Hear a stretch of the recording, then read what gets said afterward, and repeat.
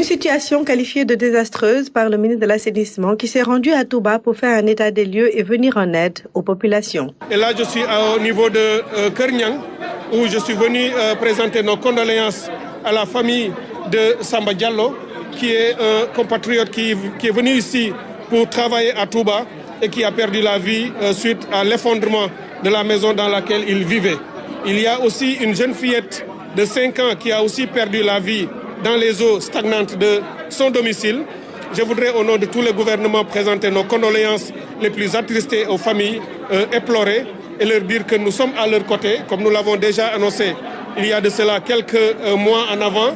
Je tiens à dire que ce voyage à Touba est ma 6e visite depuis le mois d'avril. C'est la preuve que nous tenons vraiment à apporter des solutions et que le problème de Touba est un problème important pour le gouvernement. Et c'est également le cas pour le problème de l'ensemble des autres villes qui aujourd'hui connaissent aussi des difficultés liées aux inondations. Un dispositif d'urgence mis en place pour soulager ces populations de Touba qui d'ailleurs vont devoir faire face à d'autres pluies. Nous allons rester aux côtés de la population de Touba.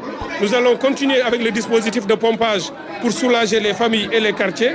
D'ailleurs, il y a un grand lot d'électropompes qui est en route venant de Dakar pour venir renforcer le dispositif de pompage qui est déjà installé ici dans la ville sainte, que les sapeurs-pompiers sont à pied d'œuvre en train de faire le travail depuis des heures et des heures. Ils sont là déjà depuis longtemps.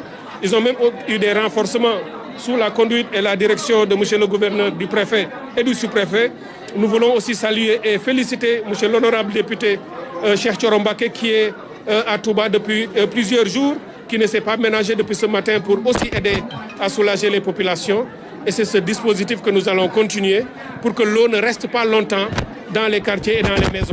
Une visite appréciée par les populations qui espèrent voir la situation s'améliorer grâce à l'appui de l'État. C'est une situation difficile. À Touba, chaque année, c'est la même chose. C'est très compliqué. Dès qu'il pleut, il y a beaucoup de maisons et des quartiers qui sont sous les eaux.